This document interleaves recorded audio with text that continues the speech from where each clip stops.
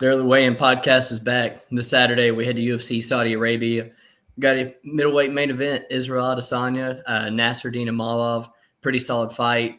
Probably pretty close to number one contender as it gets there in the middleweight division. As far as last week goes, I know a lot of traveling for yourself. Weren't able to get a card in. I did profit a small about 1.27 units. I hit a parlay with Ulanbekov and Jalton Almeida, 30-27, first round finish. Not too much of a sweat there. Fight doesn't go the distance. And Bokayev, Zach Reese, first round finish, no sweat. And then a couple little sequences I felt could have a finish there, but missed on the fight doesn't go the distance. Muin Gafurov, Nakamura, small card, 1.25 profit. Throw it over to you so we can get into this just 11 fight card, man. Yeah, man. We start off the night in the heavyweight division, really scraping the bottom of the barrel here. We've got Hamdi Al-Delawab versus Jamal Pogues. Give me Jamal here, man. I bet him against Thomas Peterson, and I think that Peterson is the same caliber Hamdi is. I think Jamal does a good job of pumping out his jab, keeps the distance. I do believe that we're probably going to give up one round on his back, but I'm comfortable with it. I do think that him moving into the underdog line is another reason why I'm comfortable betting him here. Hamdi coming off of a steroid suspension as well. Probably a unit on this fight to start off the night on Jamal Pogues and just enjoying the fight. I know you were, talking about a pre-podcast big bet you were looking at. I was kind of hoping it was Jamal Pogues you were talking about because I like Jamal Pogues a lot in this fight too myself, man. On top of just being the younger, more well-rounded fighter with a lot more fights, you also get the opportunity to fade a guy who really had no gas tank when he was full of juice, now coming off a 3-year layoff.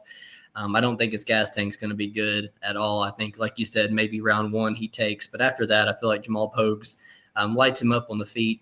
Jamal Pogues doesn't have too much off of his back, but I actually really like his takedown defense. And, if he were to land a takedown, I would not be shocked if we've seen a Gas Hamdi have nothing off his back and not be able to get up. So I like Jamal Pogues. I'm looking at a unit and a half to start off the night myself. So glad to hear you aligning there.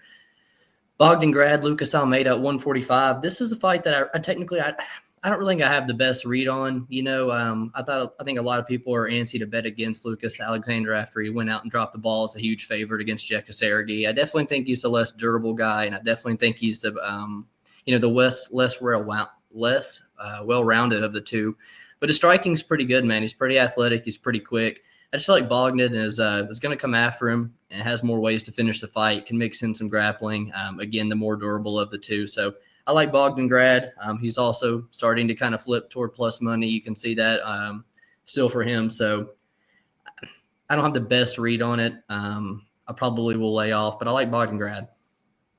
This is the fight. We've been waiting for, dude. Bogdangrad is the play here, man. You like it? I was hoping that you'd give me some reasons, but really you just reinforced what I already knew. Yeah. The finishing upside of Bogdan, I think, is a little higher. In my opinion, Lucas is a little bit more flash than skill. Mm-hmm. Bogdan, he throws with sneaky power himself. And even though Lucas is a Brazilian, I'm pretty comfortable with saying that Bogdan will probably have the advantage in the grappling here. We've got a black belt in Bogdan versus a purple belt in Lucas Alexander. If it wasn't Bogdan's debut, I would be legit considering a hammer bet here. I do think he has more ways to win, a little bit better fundamentals, and his willingness to embrace the grind for 15 minutes. I think it all leans to Bogdan here. He's coming off of a split decision, which is why I think we're getting such a good line. I'm not really sure. And then couple that with the fact that Lucas is coming off of the loss as a big favorite. I don't know, dude. I think that this is a buy low spot for Bogdan. And, I think he submits him here, dude. I think he submits him here. And if he doesn't, I think he puts together a really good 15 minutes. There might be a couple of hold your breath moments, but man, I think Bogdan's got him covered. So you can expect at least 2 units, but maybe. I like it. Well, just to reinforce anything, it's one of those guys in the Contender Series where they lost, and then they brought him back. They clearly like him and now give him a fight close to his homeland, in the Middle East. So kind of feel like it's a fight tailor-made there. They're wanting him to get on track. So, yeah, I like it. Probably talked me into a little play myself. Oh, shoot. Jasmine. Yeah, back on me again. Yep. Okay, this fight, Jasmine Jastovicius taking on Mayra Bueno Silva. I agree with the odds makers. I think Jasmine is the rightful favorite matchup-wise, style-wise. She's a grindy wrestler, and I do believe that she'll be able to pull out 15-minute snooze fest here, but I don't want to lay minus 225 on a WMMA fighter who likely needs that full 15 minutes to get the W. Jasmine, I don't know if she's ever been finished. Outside of Mayra Bueno Silva's last fight out, Dr. Stoppage, she had never been finished herself. But I think all of the finishing upside in this fight is Mayra Bueno Silva. So I'm kind of looking at Bueno Silva scorecards, no action. I think that we could get a decent price tag there once the line drops. But this is a perfect opportunity for a women's favorite to drop the ball. So give me Mayra Bueno Silva, scorecards, no action. I love that play, man. I don't get the Jasmine love. I truth be told, I maybe make Jasmine a slight favorite. She's been the more consistent one here, but I think this is clearly Mayra Silva or pass, man. Like you talked about, I think she holds so much of the finishing upside here. She's so sneaky with her chokes and her submissions, and Jasmine's gonna wrestle. She's gonna stick that neck in there. She's gonna leave chances for the armbar. And if this fight's on the feet, I clearly favor Mayra Silva. And for a girl who, this fight's at 125, so. Her previous one's been up at 135 where she's fighting Raquel and things for the belt. So it makes me think maybe she's taking the career a little bit more serious. You look on Instagram, she's at Fight Nerds, which is a camp that's really excelling right now. So maybe it's a little bit of a career, reinvigoration. Maybe she's taking things a little bit serious, but I'm kind of tempted to bet Mayra Bueno Silva, but I think if we get a good, no scorecards action, I think that's a phenomenal bet. So I'll be looking at that myself, but clearly dog or pass in this situation here for me, man. Terrence McKinney, Damir Hastovich. Don't want to spend too much time on it. I think clearly there's levels to the grappling here. If Terrence wants to make it quick, I think he can. Damir's been out. Damir's old. But he can duke some leather on the feet. He's got power. And if Terrence is willing to go out there and play with his food and not finish and gas like he always does, maybe Damir comes back. But I like Terrence to finish him with a submission in the first round. So pretty binary fight. Terrence, do or die fighter. I don't know. Hadzovic has a couple of early stoppages on his losses on his record. 38 years old. It doesn't look good. But honestly, given the inconsistency of Terrence McKinney, it's kind of surprising that he's this big of a favorite against anybody in the UFC. Yeah. I'm considering a Hadzovic inside the distance sprinkle and just calling it a day. We either see a quick finish from Terrence McKinney or our bet is live, dude. You know? So if it's an insane number, I'm getting plus 1,000 or something like that. I'd consider it, but this is a layoff fight, if anything. Absolutely. Moving on to Shamil Gaziev versus Thomas Peterson in the heavyweight division.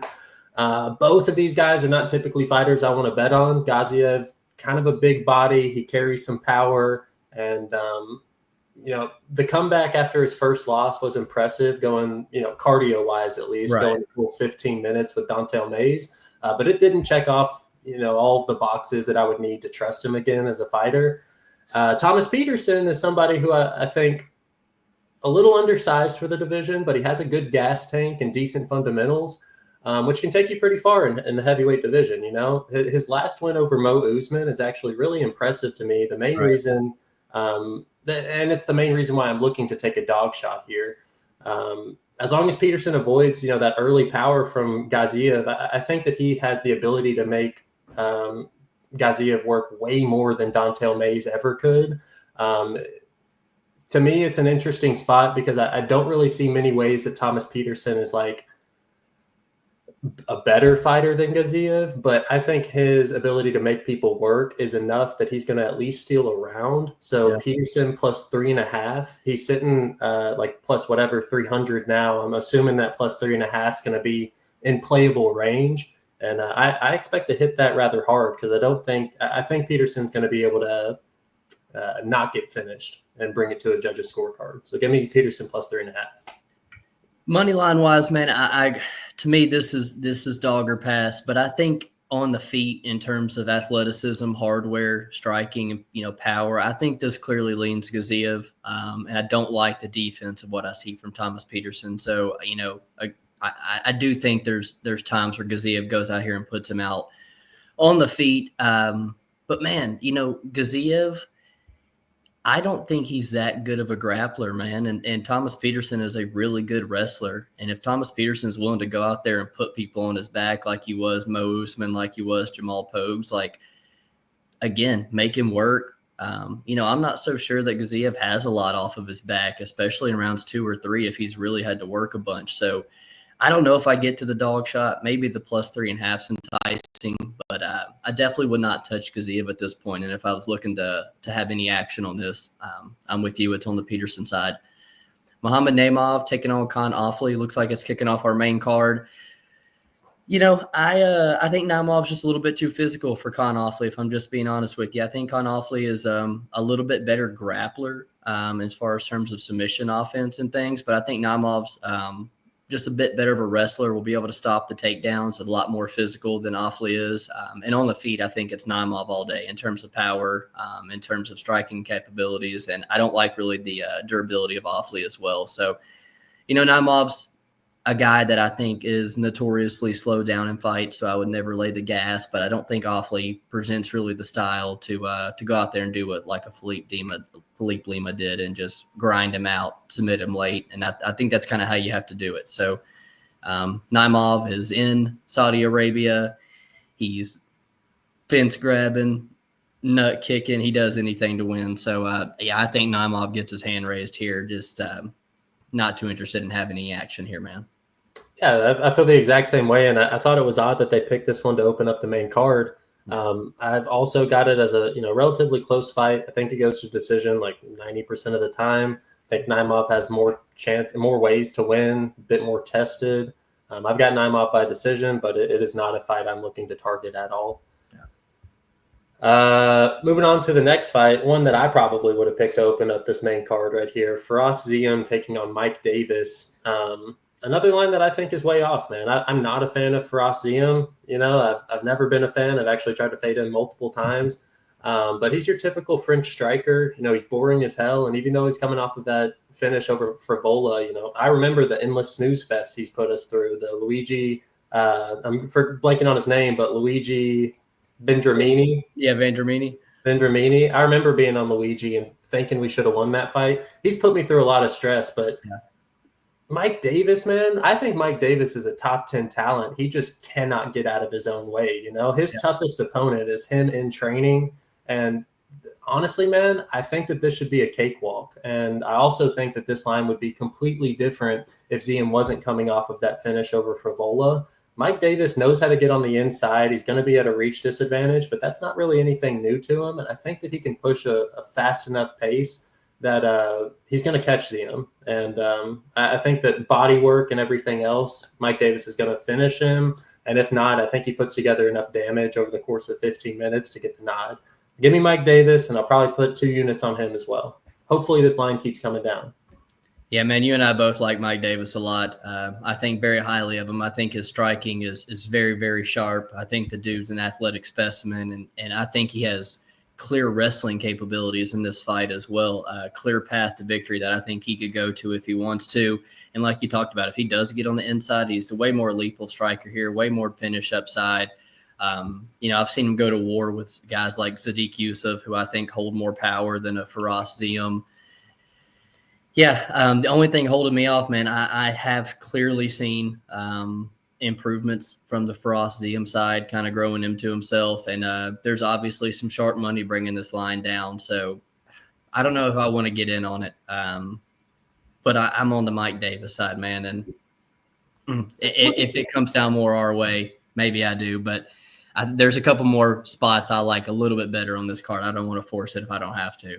How about just the step up in competition? Michael Figlak, Jai Herbert, Claudio Puelles, Matt Frivola, Mike Davis. I think this is a huge overcorrection, and we've at least seen, I don't know. Like I said, I'm glad that you're with me, but I wish you were with me, like betting wise too.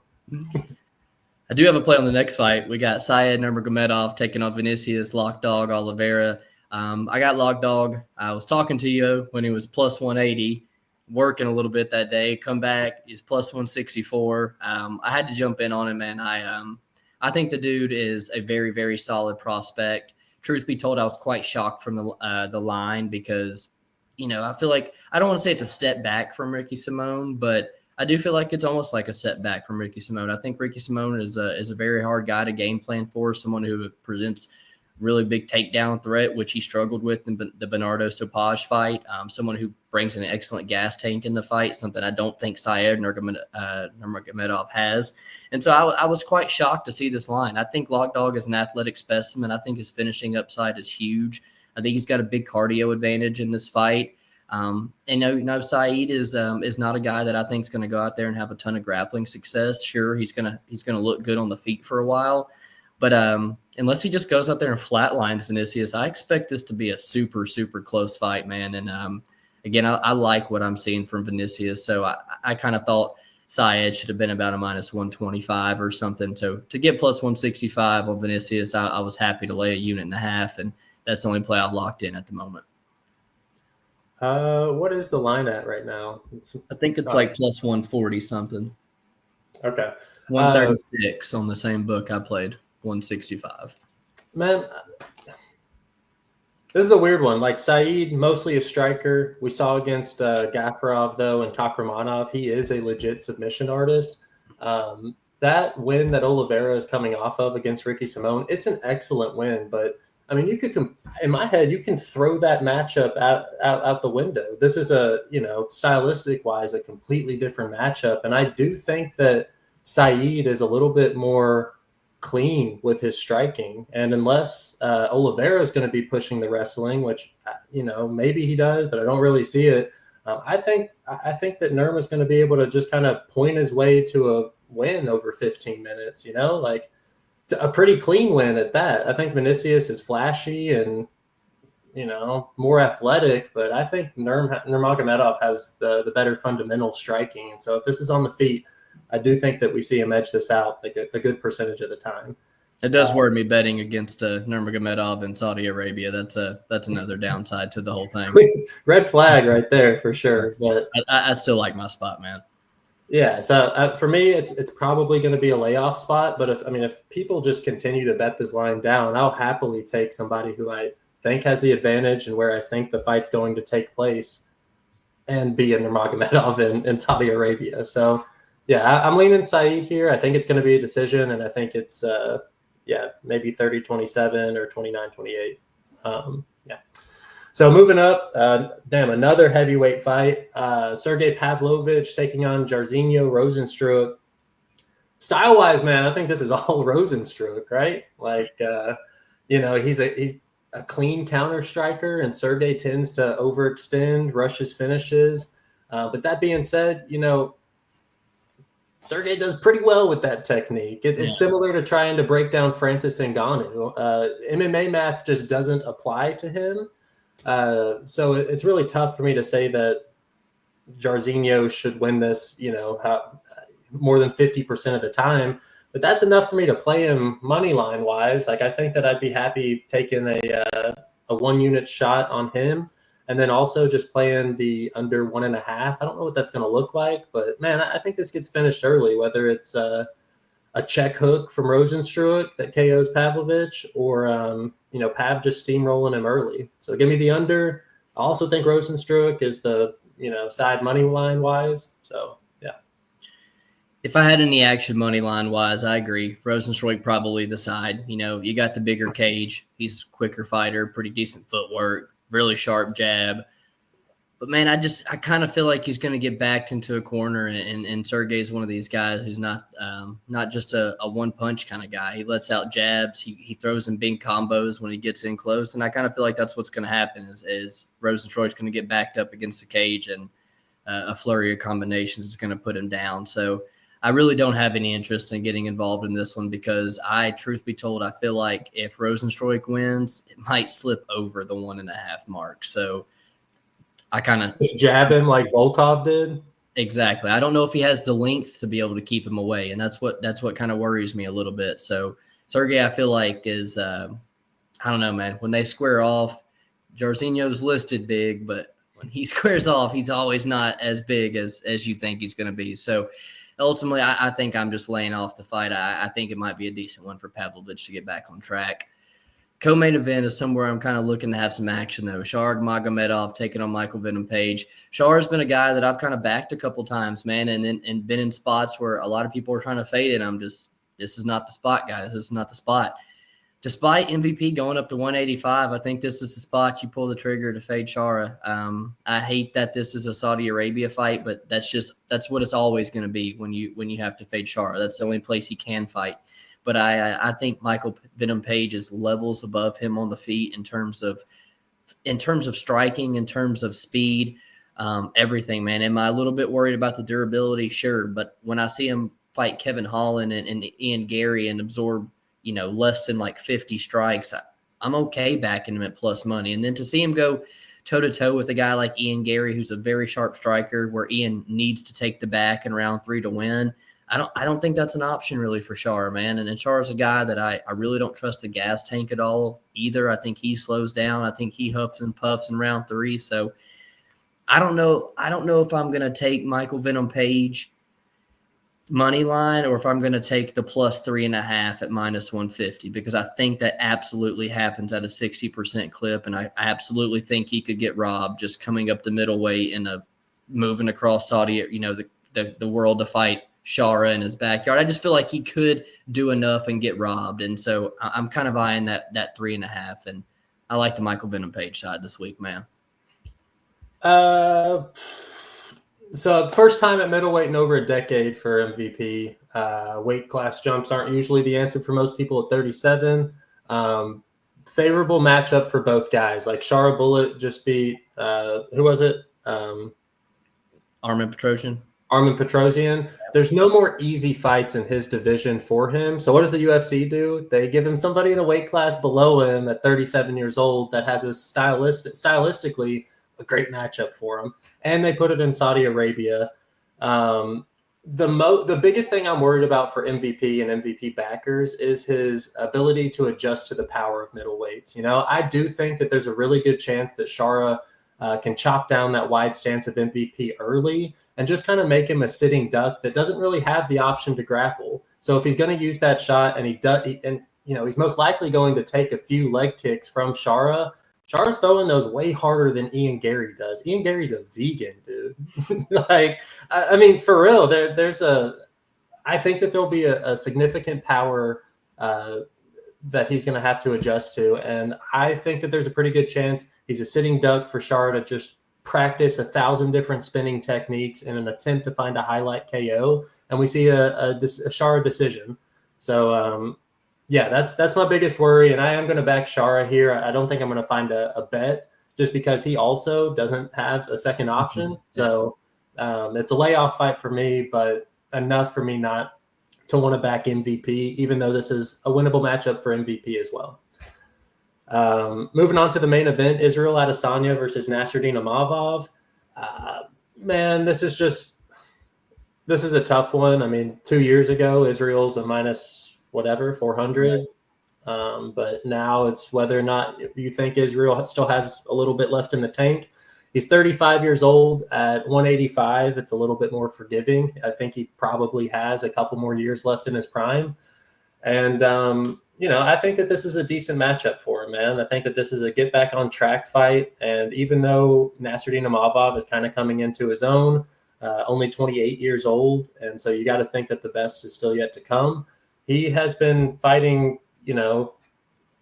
favorable competition, in my opinion. Even the Jared Cannonier fight, that's a 38-year-old that he was down on the scorecards against 2-1 going into that 4th round. I had to, I was at that fight, but missed it and tried to run to the bathroom real quick, thinking, Cannonier had already banked around. I could just come right back. And sure enough, he got the finish. But I think that this is a really winnable fight for Israel Adesanya and a pretty good price tag considering what we've had to be, or what we usually have to lay on him in somewhat favorable matchups. So give me Israel Adesanya minus 155. I think that he is the play. And I wouldn't even feel bad if he lost, because that's a good price tag on one of the best fighters ever at 185 pounds. You know, Izzy's my boy, man. I've been an Izzy backer for a super long time, but I really kind of question where he's at, you know, motivation wise, trying to fight these contenders to get back to the belt again, and having guys like, you know, Navajo Sterling and Carlos Ulberg coming up through the gym, if he really is the main focus in terms of the gym, or if he's more of a, you know, coaching these up and comers and just doing this to collect paychecks, man. You know, in terms of career trajectories, I kind of feel like it definitely favors Imavov. I know he's listed as a Frenchman, but in terms of it being in Saudi Arabia, to Imavov, you know, he's probably got some Russian backers and things there. And I do kind of feel like there's takedown upside for him in this fight. I don't know if Imavov can put together 25 minutes if he doesn't finish Adesanya, you know, and I know what Adesanya brings to the table, you know, and I know he can put together a clean 25 minutes against most guys. I don't know where Izzy's at, man. You know, like you said, 2 or 3 years ago, I feel like this is a clear Izzy win. I think timing is everything in MMA, and to me, it kind of leans dog or pass. So I think I'm going to sit back. I don't think I'm going to bet Imavov, just because I don't think he has the 25-minute gas tank. If this was 3 rounds, I think I'd be a little bit more comfortable backing him. But I'm going to pick Imavov just to disagree with you on the main event and go against my boy. I'm going to take Imavov because I feel like if I had to force a money line side, that's who I'd kind of be on. So I hate doing it. Give me Imavov in the main event, but it's another middleweight one. It's probably going to decision. It's probably going to be super close. So I personally will have no action on there. I do like a couple of the other money lines early, though, so I'll probably be on the Pogues, probably be on the Bogdan Grad with you. So keep an eye on Twitter this week for our plays. Glad to have some fights back after a week off. We're about to get into what I think is a 3.5, 4-month stretch of fights without a single week off. So looking forward to that. Appreciate you guys hanging out with us as always. We'll see you next week. Peace.